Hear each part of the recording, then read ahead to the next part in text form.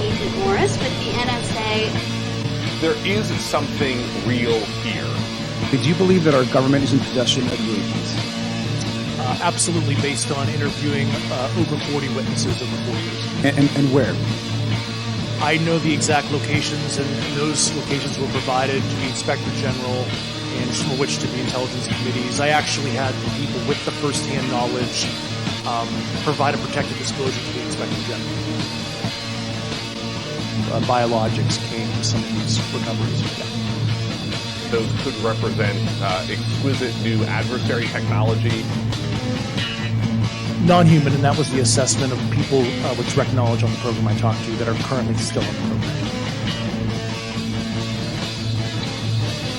The government is covering up some level of its knowledge and understanding about what some of those things are.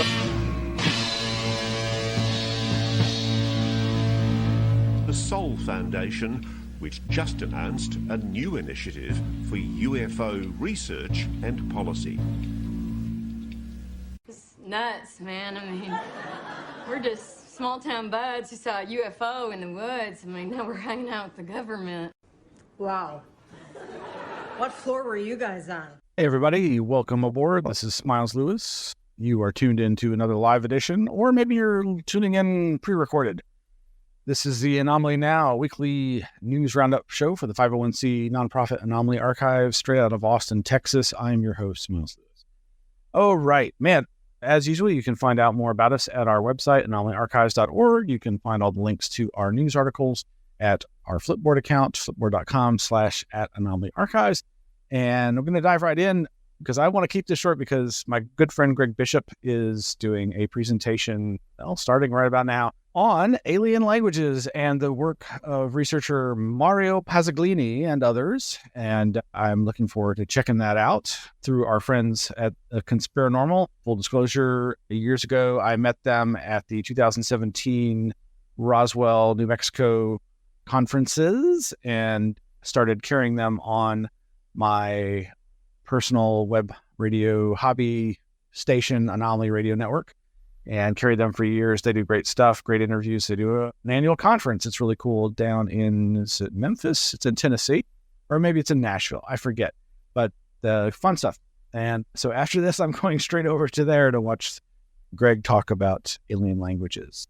So what's on the plate for tonight? The usual fare, all kinds of links over at our Flipboard, but I did want to do a brief focus on this Telegraph article that's reprinted at yahoo.com, Sleep Paralysis Demons and Why They're Different to Nightmares, written by Ceri, Ceri Roberts.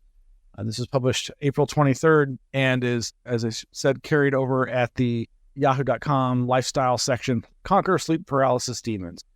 First of all, I got to say, I've never heard this so cavalierly termed sleep paralysis demons. Now, it's a very common phenomenon, sleep paralysis, and it is a fairly common phenomenon among sufferers of sleep paralysis to experience a sensed presence and for it to have a negative connotation and thus feed into all kinds of archetypal fears. I mean, obviously, humanity in its evolving through time has always feared the vulnerability of being asleep, and the hypnopompic and hypnagogic phases that we move through on our way into and out of a sleep cycle are very prone, apparently, to these kinds of hallucinations. Not very. It's still considered a fairly rare phenomena, but there's been a lot of studies of this over the years. The one that they're citing here, I think, is linked over at ScienceDirect.com. One study reported that out of 185 patients diagnosed with sleep paralysis, more than half, 58%, sensed a presence in the room, usually something non-human, and 22% actually saw a person in the room, usually a stranger. Professor Chris French, head of the Anomalistic Psychology Research Unit at Goldsmiths University of London, says, quote, "The content of the hallucinations experienced during an episode of sleep paralysis can vary enormously, but certain themes tend to occur more often than others. One of these is that of demons, as beautifully illustrated in a famous painting, The Nightmare, by Henry Fuseli, dating back to 1781. Now, they relate this, of course, to the tales of incubi and succubi, sex-crazed demons, quote-unquote, from the Middle Ages in Europe. and it's often most commonly referred to as the night hag phenomena, because in the, I believe, maybe Norwegian or Northern European climes, the visage that was most commonly reported, thank you, Victor, for that image, that is a very famous painting, and you can see off to the left the nightmare as in horse, like a mare as a horse, and then there's this other like kind of goblin-esque being on the chest, and that's one of the most common physiological descriptions, is this suffocating feeling, or it's first and foremost a feeling of immobility. And of course, this relates to the body's natural way of protecting you from acting out physically what you were dreaming. But these nightmares tend to fall into archetypal patterns that are specific to the culture in which one grows up. There may be other factors that are beyond enculturation, like perhaps electromagnetic imprinting or the noosphere or the collective unconscious of different locations. Will people who haven't been enculturated experience the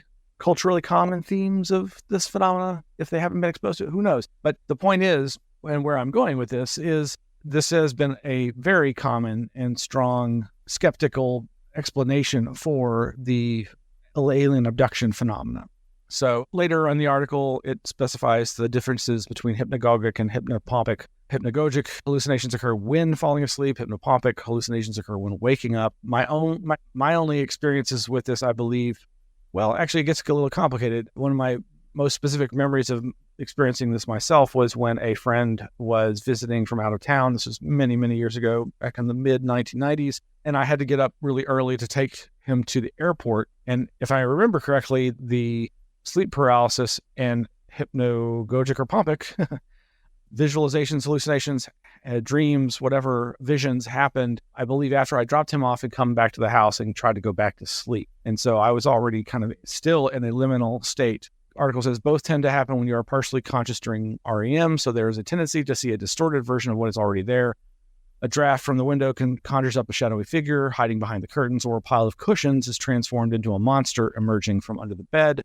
Now, some people are really terrorized by these phenomena, and it can become a very problematic experience that recurs. And what can cause this? Stress and anxieties, post-traumatic stress disorder, sleep deprivation, and substance abuse, among other things. Quote-unquote research indicates that many people report stressful life events or emotional changes before these episodes, and there's also a link to the neurological condition narcolepsy, which interferes with the brain's ability to control wakefulness.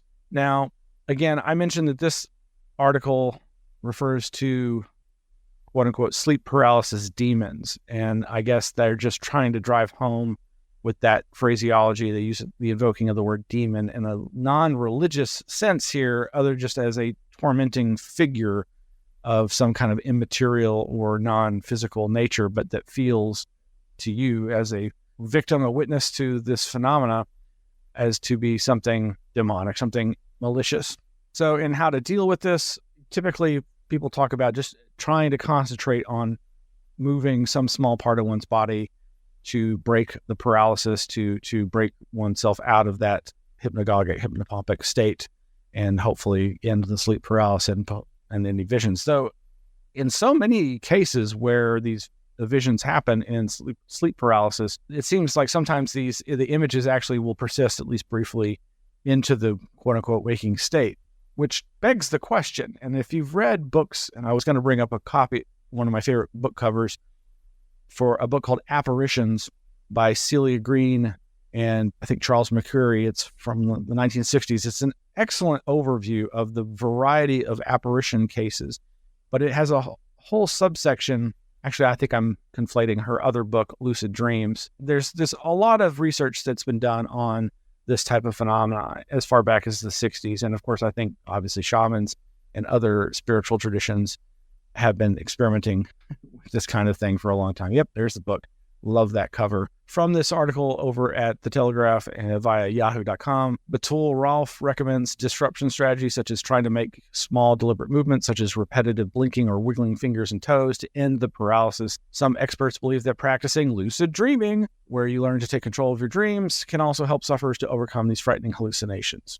Yes, again, this is something I've experienced myself, and it's not the most common, but it's not uncommon to experience it at least once in one's life. But again, it's a far different thing to experience it on a regular basis. But what it really brings to mind to me is this idea that has been put forth. Again, sleep paralysis is often put forth as a debunking explanation for the vast majority of alien abductions, because so many alien abductions don't seem to have anything to do with UFOs, in that they often begin and end in the bedroom of the experiencer, the abductee, the victim, the survivor, however you want to say. And with the reference to the book Apparitions by Celia Green, and in her Lucid Dreams book, there's so many examples of people's visionary experiences that straddle that sleeping and waking dichotomy. And it just, to me, gets back to the heart of the nature of perception. We're all hallucinating. You are hallucinating right now. Everything that you think is terra firma and real is a hallucination, is a virtual representation of everything that's out there that is, physics tells us, mostly energy and information.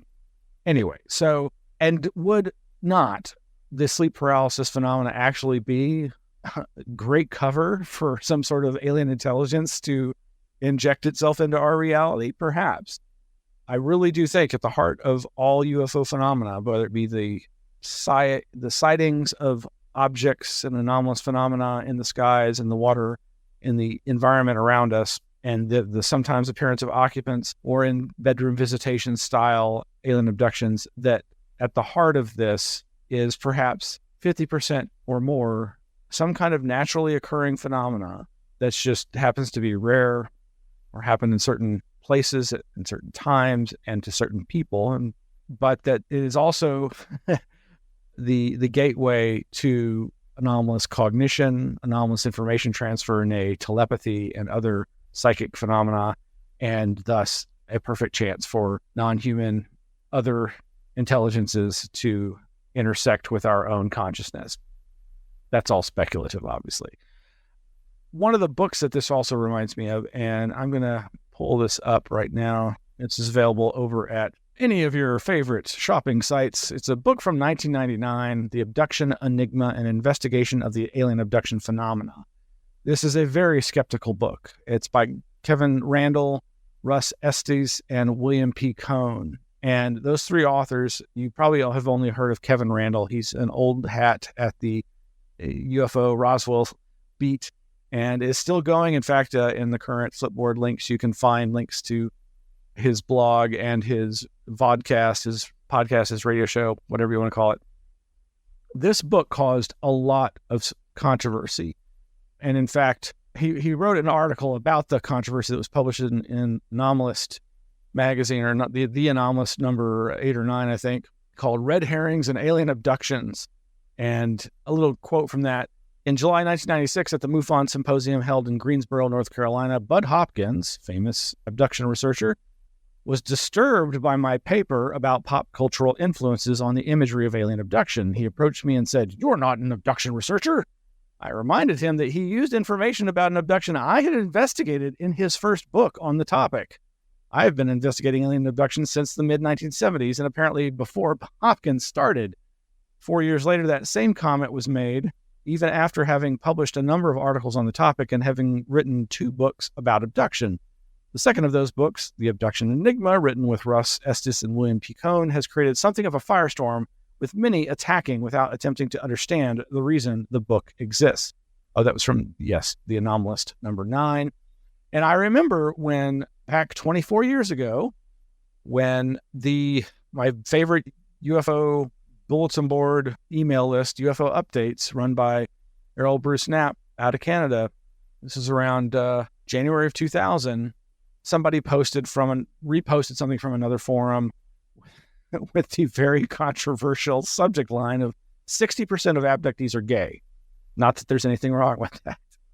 And the quote, of course, is from Randle and Estes and Cohn from this book. And, it triggered quite an interesting discussion, which led to that article by Kevin Randle, I believe. And in my response, I said, years ago, researcher friends of mine in California mentioned how most of the abductees and almost all of the more contactee type experiencers they knew out west were rather asexual in this reality. In the cases where the abduction was traumatic, they were reflecting the understandable effects of post-rape type psychological problems, while the more new AG contactee types simply preferred their astral liaisons to anything that the physical flesh could offer. I've occasionally heard the idea expressed that homosexuality is nature's way of trying to balance out the population. More homosexuals would tend to mean less population. A biologist I know has suggested about that having a gay sibling would have survival value for a heterosexual child-rearing couple by having another breadwinner, quote-unquote, available to devote time and resources to child-rearing. In the past, they weren't out trying to have a family of their own. They increased the chances for survival of the child-rearing family genes. Controversial subjects said in 24 years ago. The reason I bring this up is because of the oft-reported alien agenda of marriage engineering, genetic manipulations, usually as their attempts relate to saving our and or their own biological diversity due to the alien's supposed inability to reproduce sexually. They have no sex organs. And the time travel hypotheses favor on this one is the idea that these aliens are our future selves and have returned to save ourselves from an impotent, hive-minded, sexless, infertile future. It also bears relevance to previous studies of experiencer populations, which related that CE, close encounter, encounterants often have, quote, a richness of inner life, relative weakness in the sense of identity, especially sexual identity, vulnerability in the interpersonal realm, unquote. The researcher, Dr. Parnell, also said the encounterants were of above average intelligence. I then said, P.S. I know there will undoubtedly be objections to this material. However, I'm sure the level of dialogue will be as high as usual on these fine e-lists. And boy, people got really upset about this. And I think it's because they just perceived it as a dismissive way of othering these experiencers, these people who've undergone something traumatic. And so some of the critics there was just a lot of back and forth, as there are in social media, and this being that it's equivalent 24 years ago. And so in people going, what's their background? What kind of survey or poll did they do with this? And I went on to explain, because I had a copy of the book, I believe. Information on the survey is available in their book. We know from their past posts that you do not have Therefore, I've taken it upon myself to take up my copy, which I have not read until now, and cursorily examine it for relevant information from the index. B, under bisexuality. See also sexual identity problems. C, childhood sexual abuse. References to gay women, homosexuality, sexual activity, sexual dysfunction, sexual identity problems, sexual repression. And so to address how they handled their study, page 91, chapter 5, the sexual component of alien abduction, quote, in the process of interviewing over 100 people who claim to be abductees, it's become painfully clear that sexuality is a major part of abduction. Duh. A vast majority of the abductees felt that the experience went well beyond reproductive curiosity and smack dab into lusty sex, unquote. In the same chapter, in setting up our protocols for the interview process, we added questions on blatant sexuality, such as, was there any physical contact? Was their actual penetration? How has this affected your earthbound sex life? What was the gender of the alien beings? How has this experience affected your ability to maintain relationships, et cetera, et cetera? The point being that these researchers who are being criticized for relating this rough statistic seemingly did their homework, seemingly did the work to try to gather the data. And then when it's mentioned, people just get all bent out of shape, which that's about, I think I already used the phrase, par for the course.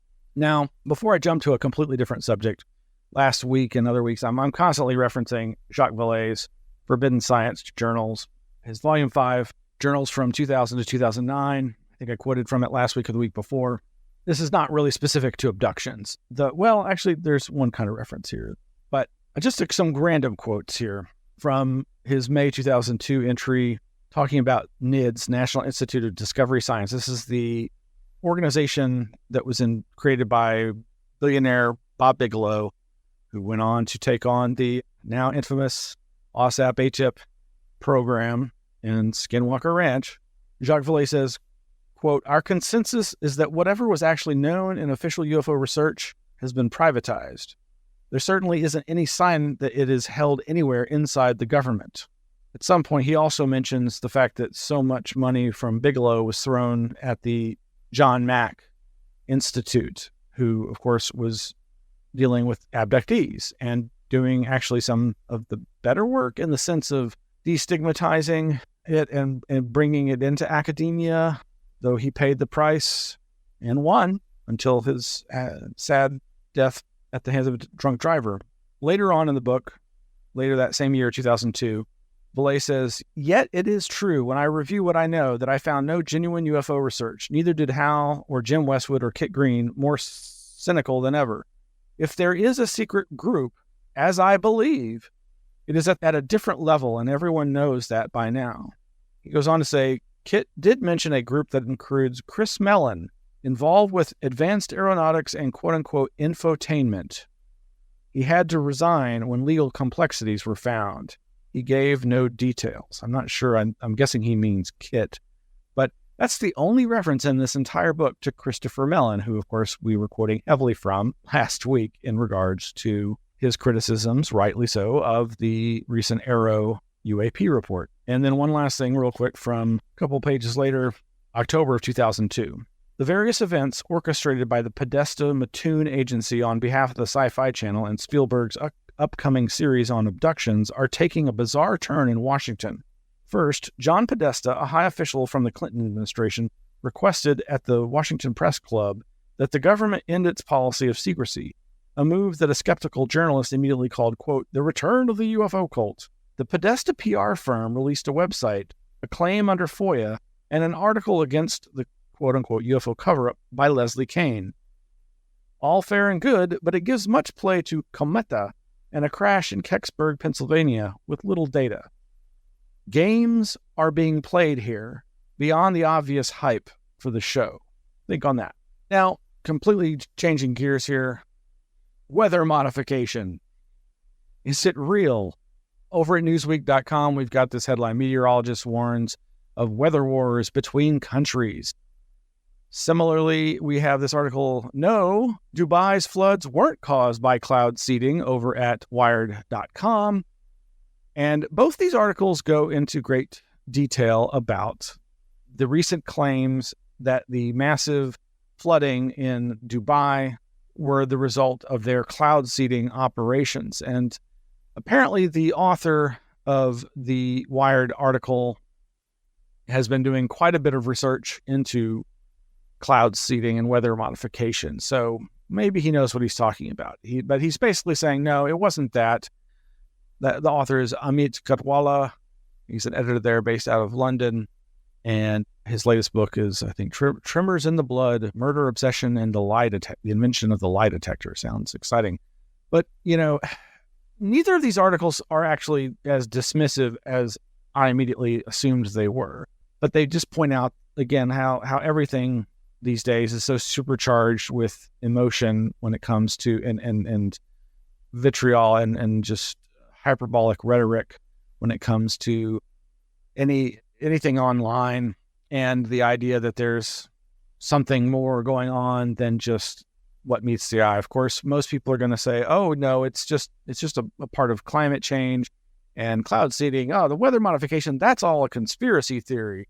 And neither of these articles really lean on the whole conspiracy theory angle, which I do really appreciate and am thankful for. But it just reminds me that, back in 2009 on the show I used to do with Mac White, PsiOp Radio, we had a guest on named Jerry E. Smith, who we did an episode with in 2009 with Jerry E. Smith as a guest. And of course, he was the publisher of a couple of different conspiracy-oriented books, one called Weather Warfare, the Military's Plan to Draft Mother Nature, and another one on HAARP, the infamous electromagnetic antenna array up in Alaska that was purported to be able to do all manner of things, including weather modification.